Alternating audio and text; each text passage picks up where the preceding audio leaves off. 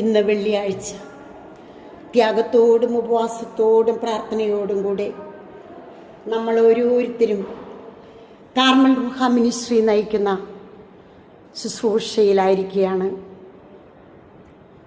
സങ്കീർത്തനങ്ങൾ 139 എല്ലാവരും ചേർന്ന് പ്രാർത്ഥിക്കുന്നു.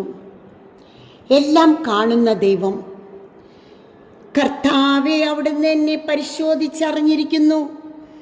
ഞാൻ ഇരിക്കുന്നതും എഴുന്നേൽക്കുന്നതും അവിടുന്ന് അറിയുന്നു. എൻ്റെ വിചാരങ്ങൾ അവിടുന്ന് അകലെ നിന്ന് മനസ്സിലാക്കുന്നു. എൻ്റെ നടപ്പും കിടപ്പും അങ്ങ് പരിശോധിച്ചറിയുന്നു. എൻ്റെ മാർഗങ്ങൾ അങ്ങേക്ക് നന്നായി അറിയാം. ഒരു വാക്ക് എൻ്റെ നാവിലെത്തുന്നതിന് മുൻപ് തന്നെ കർത്താവെ, അത് അവിടുന്ന് അറിയുന്നു. മുൻപിലും പിൻപിലും അവിടുന്ന് എനിക്ക് കാവൽ നിൽക്കുന്നു. അവിടുത്തെ കരം എൻ്റെ മേലുണ്ട്. ഈ അറിവ് എന്നെ വിസ്മയിപ്പിക്കുന്നു. എനിക്ക് അപ്രാപ്യമാവിധം അത് ഉന്നതമാണ്. അങ്ങയിൽ നിന്ന് ഞാൻ എവിടെ പോകും? അങ്ങയുടെ സന്നിധി വിട്ട് ഞാൻ എവിടെ ഒളിക്കും? ആകാശത്തിൽ കയറിയാൽ അങ്ങ് അവിടെയുണ്ട്. ഞാൻ പാതാളത്തിൽ കിടക്ക വിരിച്ചാൽ അങ്ങ് അവിടെയുണ്ട്.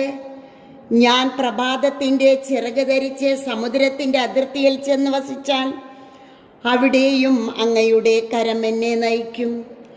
അങ്ങയുടെ വലത് കൈ എന്നെ പിടിച്ചു നിർത്തും. ഇരുട്ടെ എന്നെ മൂടട്ടെ, എൻ്റെ ചുറ്റുമുള്ള പ്രകാശം ഇരുട്ടായി തീരട്ടെ എന്ന് ഞാൻ പറഞ്ഞാൽ ഇരുട്ട് പോലും അങ്ങേക്ക് ഇരുട്ടായിരിക്കുകയില്ല. രാത്രി പകൽ പോലെ പ്രകാശപൂർണമായിരിക്കും. എന്തെന്നാൽ അങ്ങേക്ക് ഇരുട്ട് പ്രകാശം പോലെ തന്നെയാണ്. അവിടുന്നാണ് എൻ്റെ അന്തരംഗത്തിന് രൂപം നൽകിയത്.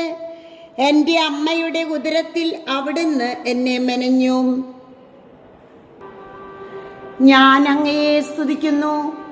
എന്തെന്നാൽ അങ്ങ് എന്നെ വിസ്മരണീയമായി സൃഷ്ടിച്ചു. അവിടുത്തെ സൃഷ്ടികൾ അത്ഭുതകരമാണ്. എനിക്കത് നന്നായി അറിയാം.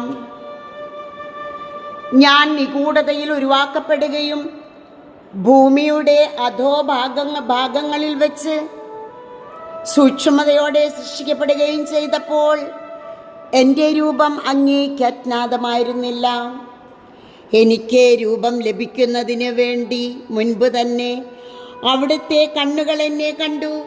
എനിക്ക് നിശ്ചയിക്കപ്പെട്ടിട്ടുള്ള നാളുകൾ ഉണ്ടാകുന്നതിന് മുൻപ് തന്നെ അങ്ങയുടെ പുസ്തകത്തിൽ അവ എഴുതപ്പെട്ടു.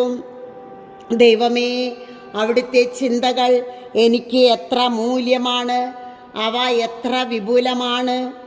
ഞാൻ എണ്ണാൻ നോക്കിയാൽ അവ മണൽത്തരികളേക്കാൾ അധികമാണ്. ഉണരുമ്പോൾ ഞാൻ അങ്ങയുടെ കൂടെ ആയിരിക്കും. ദൈവമേ, അവിടുന്ന് ദുഷ്ടനെ നിഗ്രഹിച്ചെങ്കിൽ, കൊലയാളികൾ എന്നെ വിട്ടകന്നെങ്കിൽ, അവർ അങ്ങയെ നീചമായി ധിക്കരിക്കുന്നു, അങ്ങയുടെ നാമത്തെ ദുഷിക്കുന്നു. കർത്താവേ, അങ്ങയെ വെറുക്കുന്നവരെ ഞാൻ വെറുക്കുന്നില്ലയോ? അങ്ങയെ എതിർക്കുന്നവരെ ഞാൻ ദ്വേഷിക്കുന്നില്ലയോ? ഞാൻ അവരെ പരിപൂർണമായി വെറുക്കുന്നു. ഞാൻ അവരെ ശത്രുക്കളായി പരിഗണിക്കുന്നു. ദൈവമേ, എന്നെ പരിശോധിച്ച് എൻ്റെ ഹൃദയത്തെ അറിയണമേ. എന്നെ പരീക്ഷിച്ച് എൻ്റെ വിചാരങ്ങൾ മനസ്സിലാക്കണമേ. വിനാശത്തിൻ്റെ മാർഗത്തിലാണോ ഞാൻ ചരിക്കുന്നതെന്ന് നോക്കണമേ. ശാശ്വത മാർഗത്തിലൂടെ എന്നെ നയിക്കണമേ. കർത്താവേ, അവിടുന്ന് എന്നെ പരിശോധിച്ചറിഞ്ഞിരിക്കുന്നു. ഞാൻ ഇരിക്കുന്നതും എഴുന്നേൽക്കുന്നതും അവിടുന്ന് അറിയുന്നു. എൻ്റെ വിചാരങ്ങൾ അവിടുന്ന് അകലെ നിന്ന് മനസ്സിലാക്കുന്നു. എൻ്റെ നടപ്പും കിടപ്പും അങ്ങ് പരിശോധിച്ചറിയുന്നു.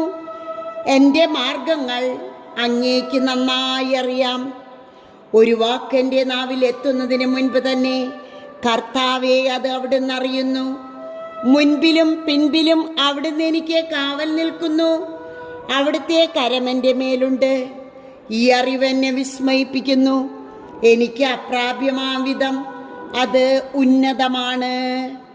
സങ്കീർത്തനങ്ങൾ 139 ആവർത്തിച്ച് പ്രാർത്ഥിച്ചുകൊണ്ട് ദിവ്യകാരുണ്യനാഥൻ്റെ സന്നിധിയിൽ നമുക്കായിരിക്കാം. നമ്മുടെ ഹൃദയം മുഴുവൻ ചൊരിയാം.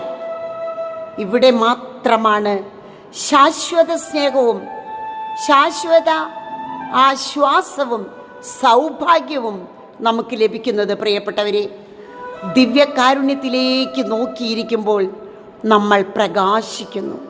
പ്രകാശിച്ചു കഴിഞ്ഞാൽ ആ പ്രകാശം മറ്റുള്ളവർക്ക് കൊടുക്കാൻ സാധിക്കുന്നു. ആമേൻ.